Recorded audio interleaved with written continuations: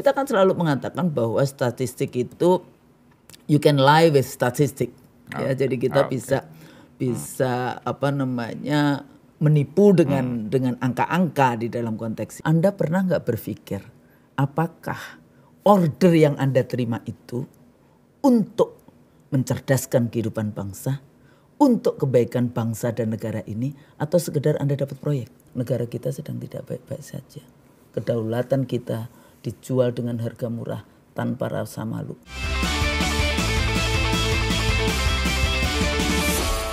Jumpa lagi dengan DDM. Saya menghadirkan seorang tokoh pengamat politik yang sudah kondang dan mantan KPU tahun 2004 ya. Ya, pemilu 2004. Pemilu 2004, Profesor Dr. Husnul Maria. Ibu Husnul saja. Ibu Husnul. Terima kasih sudah hadir dan ya kita menghadapi isu yang ya mungkin burning issues ya soal hasil quick count. Apa yang terjadi ya, bagaimana itu terjadi, kemudian masa depan kita pasca Pilpres pemilu ini seperti apa? Kira-kira sekitar itu. Pak Husnul, silakan. Ya. Terima kasih. Assalamualaikum warahmatullahi wabarakatuh. Waalaikumsalam. Alhamdulillah bisa ketemu ini dengan Kang Deddy. Ini pemirsanya dari mana saja nih? Main TV? Ini seluruh Indonesia. Enggak, maksudnya dari pemirsa Main TV, pemirsa apa lagi? Iya, ada DDM-net. DDM-net kayak gitu ya. Jadi semua pemirsa yang mudah-mudahan selalu dirahmati Allah. Senang saya bisa hadir di sini, tentu saja karena kalau WA-nya Kang Deddy itu sulit untuk menolak ya. Ada 3 huruf itu soalnya kayak gitu. 3 huruf kayak gitu ya. Cuma ya akhirnya saya bisa hadir di sini. Nah, kalau saya biasanya nggak suka disebut pengamat. Karena banyak pengamat politik nggak pernah kuliah ilmu politik. Gitu.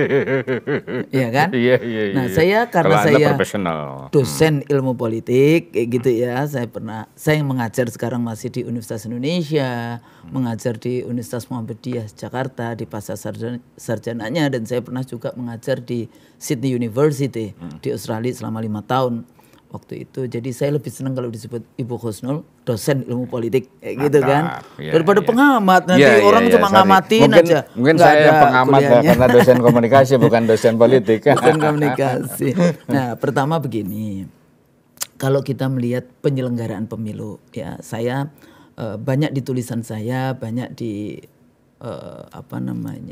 pandangan-pandangan saya yang tersebar baik di TV komersial maupun di banyak TV masyarakat kayak gitu ya. Itu saya selalu mengatakan kalau kita tidak bisa menghadirkan pemilu yang halal, karena saya nggak berani kalau dikatakan pemilu haram, nggak berani, karena itu nanti ahli fikih. Halal itu adil gitu lah kira-kira gitu ya, jujur gitu. Karena di dalam prinsipnya ilmu politik, prinsip pemilu itu free and fair, bebas dan jujur ya. Kemudian ditambahkan juga untuk bisa menghadirkan pemilu yang jujur, KPU-nya harus adil. Ya, jadi jujur. Kalau dalam konstitusi kita kan jurdil kayak gitu ya. Yang tidak punya cacat penting juga moral, etika. Ya itu nanti di dalam konteks indikatornya. Nah, kalau kita melihat pemilu 2024 sekarang ini, itu sebetulnya bukan hari ini yang quick count saja yang jadi persoalan. Jauh sebelum bahkan sebelum pandemi. Jadi sebelum 2020, sebelum pandemi, ya, dari mulai pilkada mau diundur, ya kan? Kenapa pilkada diundur? Karena ini ada rentetannya. Akhirnya 277 kepala daerah tidak dilaksanakan pemilu di 2022 dan 2023. Padahal di 2020 ada pilkada. Waktu itu pandemi sedang tinggi-tingginya 9 Desember 2020 karena anaknya Bapak Raja Palsu jadi wali kota kayak gitu kan, mau maju pilkada, sehingga pilkada di era pandemi tetap dilaksanakan. Ya, jadi kalau kita lihat rentetan bagaimana yang namanya intervensi, rekayasa aturan-aturan itu sudah dibangun sedemikian kayak gitu kan. Wa makaru dulu mereka merekayasa di dalam konteks bagaimana suksesi pemerintahan di 2024. Yang berikutnya lagi masih ingat setelah pandemi ada keinginan untuk jabatan presiden diperpanjang 2027 atau 3 periode. Ya kan? Jabatan presiden sampai 3 periode. Dipanggillah lembaga-lembaga survei. Kemudian lembaga survei saya selalu mengatakan this is not ini ilmiah Bu, udahlah. Saya juga pernah mengajar metodologi di dalam penelitian ilmu politik di S3 UI. Dulu saya pernah mengajar gitu, metode kuantitatif. Kita kan selalu mengatakan bahwa statistik itu you can lie with statistic. Ya, jadi kita bisa menipu dengan angka-angka di dalam konteks Padahal itu di komunitas ilmiah yang seharusnya tidak. Persoalannya kadang-kadang pertanyaan saya dengan peran dari lembaga survei ini adalah, Anda pernah nggak berpikir apakah order yang Anda terima itu untuk mencerdaskan kehidupan bangsa, untuk kebaikan bangsa dan negara ini, atau sekedar Anda dapat proyek, dapat order? Nggak peduli itu setan mana yang order kayak gitu kan, nggak peduli. Ya, jadi ini juga persoalan tersendiri. Makanya saya selalu katakan bahwa lembaga survei menjadi alat, bukan kemudian scientific ilmiahnya yang alat untuk itu, bukan yang disebut plebiscit demokrasi istilahnya di dalam ilmu politik, tapi dia bisa menjadi penggiringan opini. Nah itu kan sudah mulai kan, masih ingat dulu di tahun berapa itu yang saat itu masih pandemi, 3 periode itu diperpanjang gagal. 3 periode gagal. Makanya ada anaknya sudah menjadi wali kota kayak gitu kan. Sehingga rentetan itu ada, tapi kan belum 40 tahun. Nah, padahal di aturan menjadi capres gitu ya, menjadi paslon itu 40 tahun. Apa yang dilakukan? Ada lagi yang namanya ketua MK menjadi iparnya. Mestinya ketua MK kan mengatakan, oh ini nggak ada urusannya dengan konflik of interest. Halo, seluruh pekerjaan MK, 100% pekerjaan MK itu konflik of interest dengan presiden. Karena MK itu memperbaiki, mengoreksi ya, semua undang-undang yang bertentangan dengan undang-undang dasar. Sementara di dalam sistem kenegaraan Indonesia, undang-undang, kalau Kang Deddy pernah di DPR kayak gitu, semua 100% undang-undang itu dibuat oleh pemerintah dan DPR. Jadi Anda pasti yang namanya konflik of interest. Nah, mestinya sejak dia ijab kabul dengan adiknya presiden, sejak itulah dia mundur dari Mahkamah Konstitusi. Jangan takut dengan rizki. Rizki itu sudah Allah atur. Ya kan? Kalau Islam kan kita punya iman, rukun iman, qadha dan qadar kayak gitu kan. Kenapa mesti harus tetap di situ? Sepertinya nggak percaya jabatan, materi dan sebagainya itu sudah Allah atur. Jadi nggak perlu yang namanya dijemput dengan cara tidak halal. Ya, jadi rentetan aturan, rentetan proses itu terjadi. Sudah jelas. Ya, itu sebelumnya. Kemudian isu bansos, ya kan? Isu bansos yang sampai 400 sekian triliun kayak gitu ya disebar, isu apalagi DPT. Kemudian DPT ini jadi masalah di setiap 5 tahun, kecuali di 2004 ya, waktu itu saya kebetulan jadi ketua divisi data pemilih yang dulu masih namanya P4P, pendataan penduduk dan pemilih berkelanjutan.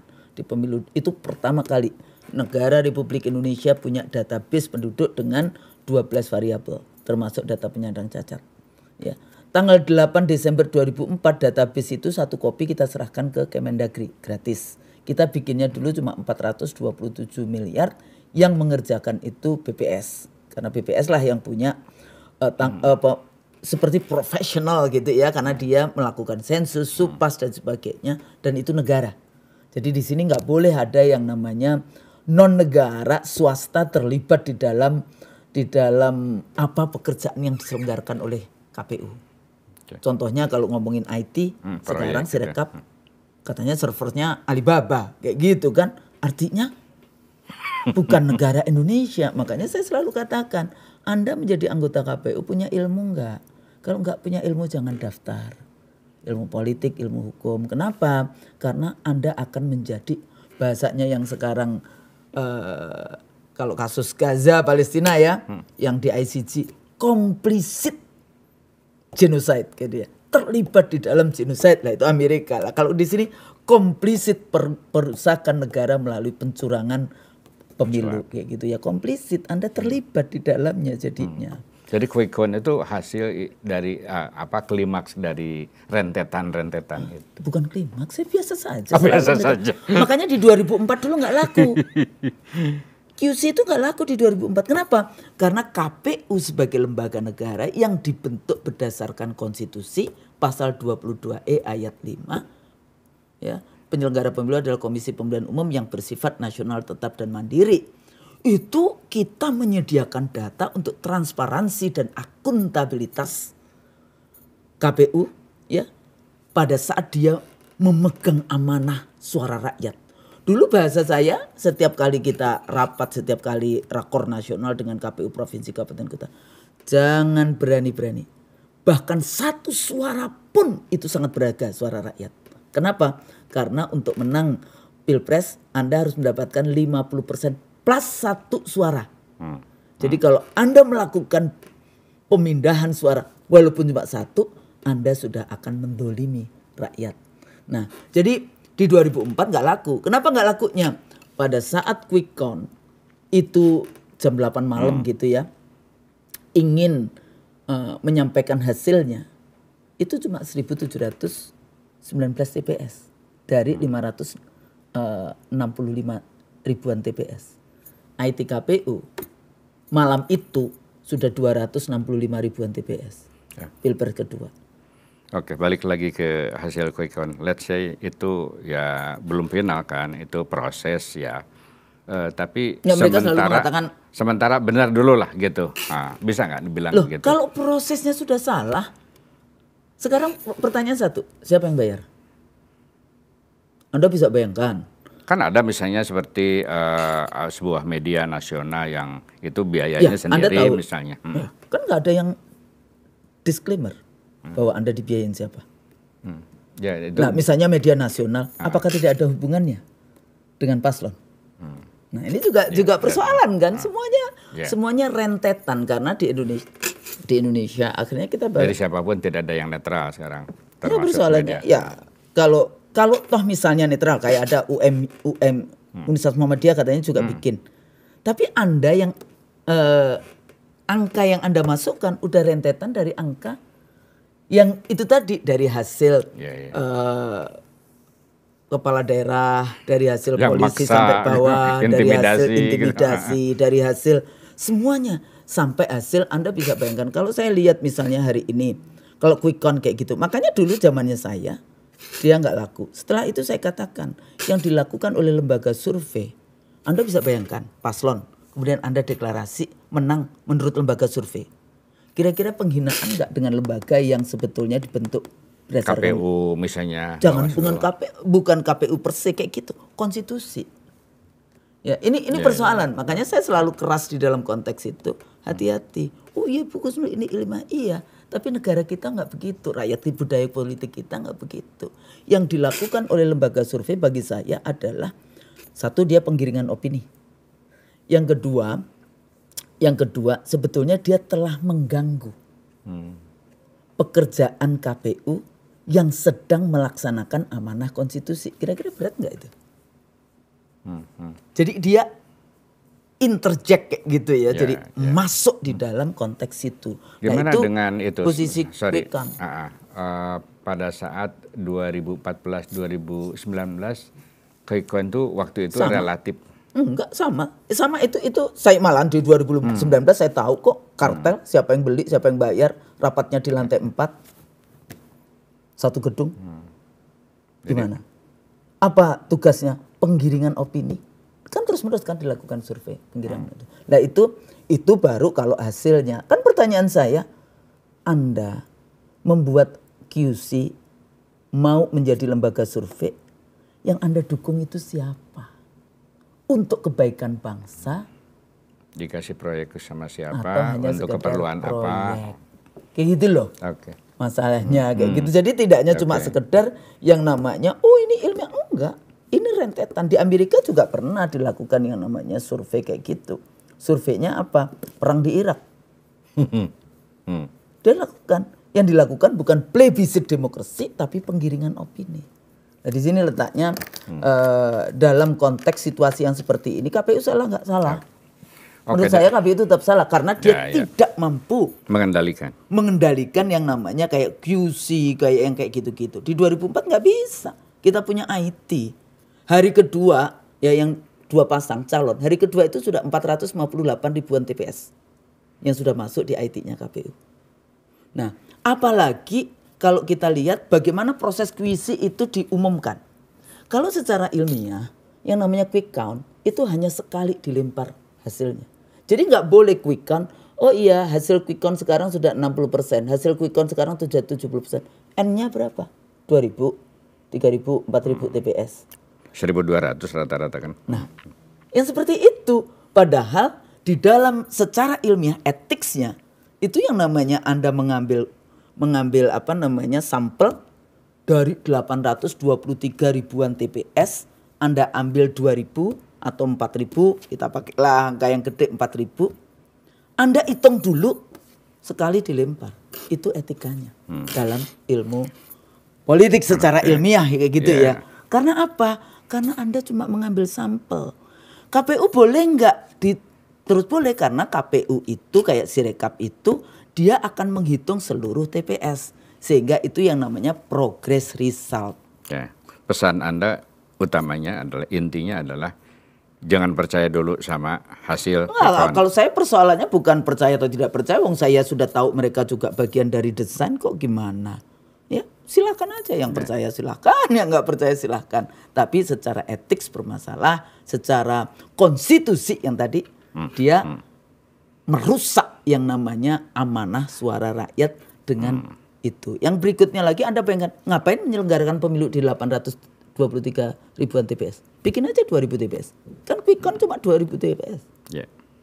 Berapa uang rakyat yang dihilangkan dengan seperti itu? Bikin aja. Kalau memang Anda sudah percaya, tidak perlu mengadakan pemilihan presiden di 823 ribuan TPS. Bikin aja seperti quick count, suruh mereka lembaga survei kira-kira di TPS mana yang akan diselenggarakan pilpres. Kira-kira rakyat marah nggak kalau kita melakukan seperti itu? Nggak perlu mengadakan pemilu pilpres di 823 ribuan TPS. Ikut saja lembaga survei, 2.000 TPS Anda ambil di mana, ya udah kita menyelenggarakan ke situ. Tapi apa yang terjadi? Hak rakyat untuk menentukan pemilihnya itu melanggar konstitusi. Jadi seperti itu. Kita tunggu kepada rakyat untuk menunggu hasil pemilu gitu. Sambil kemudian saya nggak tahu kita perlu menunggu atau tidak. Menurut Anda, normatifnya kita tunggu hasil C1. Tapi hari ini ada ibu-ibu PKB ya, mobil yang berisi C1 dibakar. Bener nggak itu? Ya kan? Saya kira itu yang kemudian harus dikritisi, kemudian dikumpulkan, dihimpun, dilaporkan. Ya, balik lagi kalau kita masih persoalannya KPU punya trust nggak ini? Kita punya trust nggak kepada penyelenggara? Ya itulah makanya kenapa kita diskusi sekarang. Ya kan? Makanya kalau kita nggak punya trust ya udah kan nantinya yang kalau kita tidak trust yang terjadi adalah disorder, chaos. Kemudian akan terjadi disobedient, political unrest. Makanya balik lagi kalau kita jujur insya Allah distrust, disorder, disobedient, kayak gitu. Jadi dijaga. Kenapa hari ini kok buktinya kok nggak terjadi disobedient, political unrest gagal? Ya karena pemimpinnya membuat rakyat miskin sehingga dikasih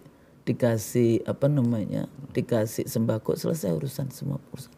Dikasih serangan fajar 50.000, 200.000, 500.000, selesai urusan ini. Nah siapa yang salah? Tetap pemimpin. Nanti itu yang dihisap. Karena tidak mengedukasi. Begitu. Tidak berdakwah dengan baik. Gampang. Itu yang saya selalu ingatkan di WA Group. Kita punya WA Group mantan KPU 2004 yang salah satu anggotanya ketua KPU sekarang.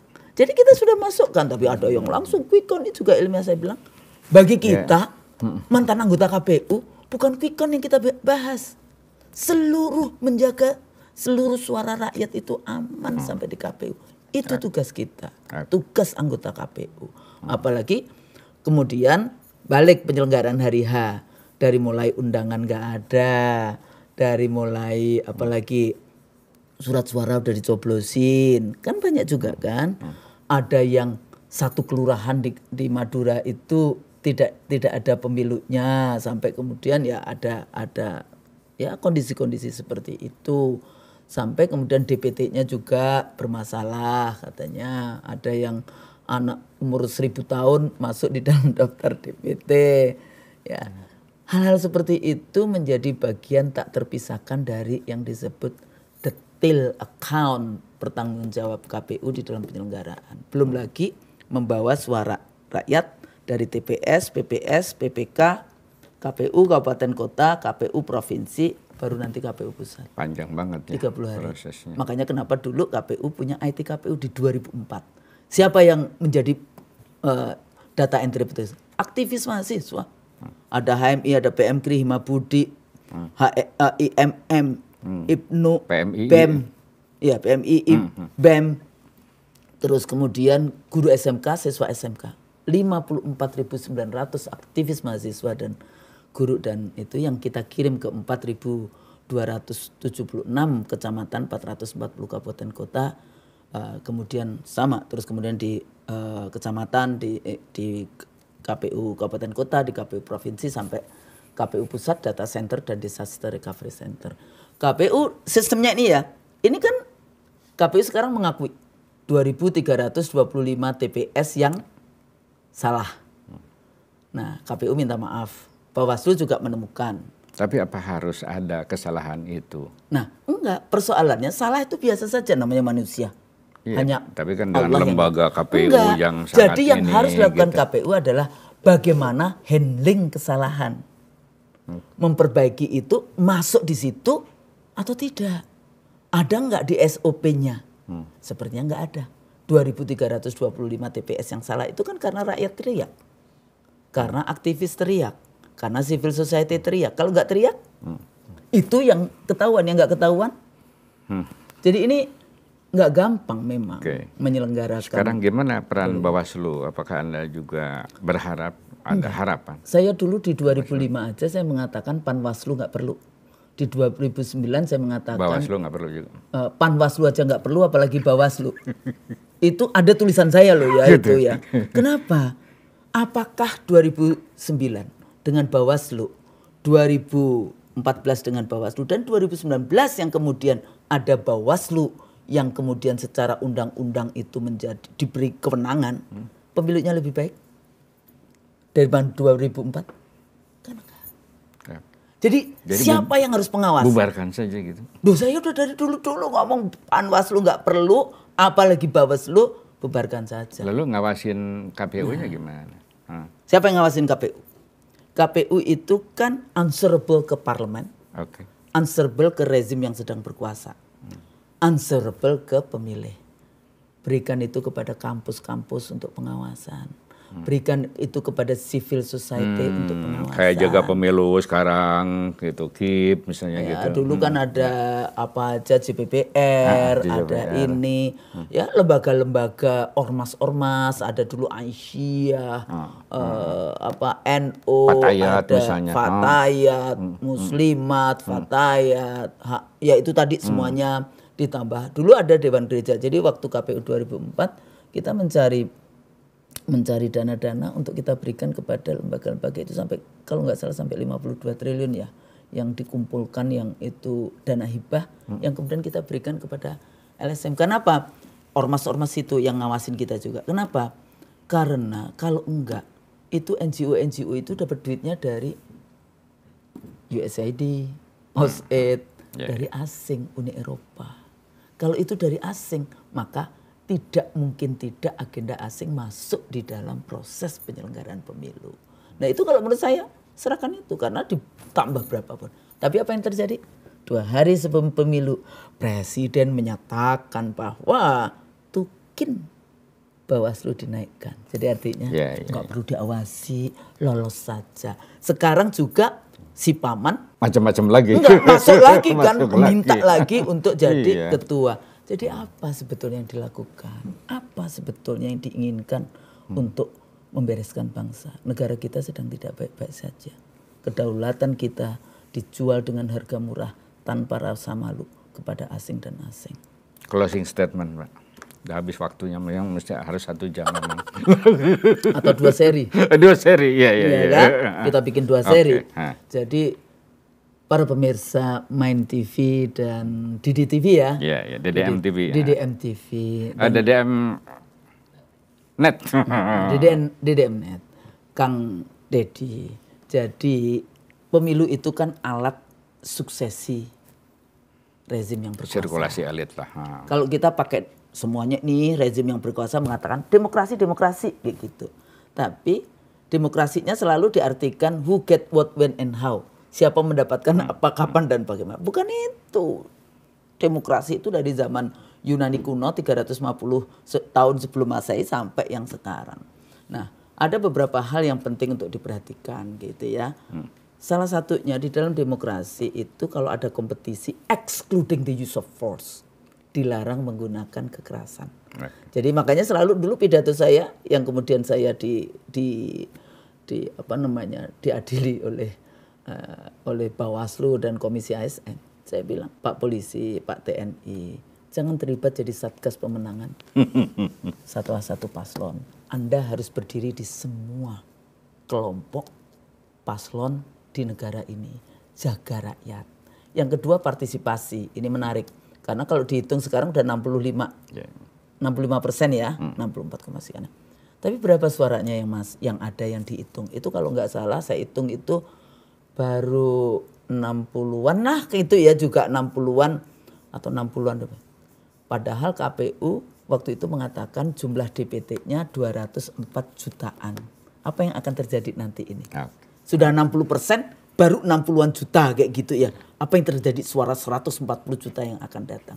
Oleh karena itu awasi terus. Kalau kita masih percaya, ya awasi terus. Tapi kalau enggak, sebetulnya boleh kok ada mekanisme pemilu ulang. Saya dulu juga ada yang pemilu diulang. Az-Zaitun, di ini. Itu putusan KPU. Kalau terjadi di situ kecurangan, kalau terjadi di situ banyak sekali kesalahan-kesalahan, pemilu diulang dan ada mekanismenya. Ada mekanisme lagi kalau Anda curang bisa didiskualifikasi. Baik. Jadi ini mudah-mudahan informasi ini bisa kemudian membuka kita, mencerahkan publik. Ya, jadi bagaimana menyelenggarakan pemilu yang halal. Oke. Barokah jadinya, Bang. Amin. Kang deh. Amin. Sunda. Itulah bincang-bincang saya dengan Ibu Husnul Marqiah. Sampai jumpa.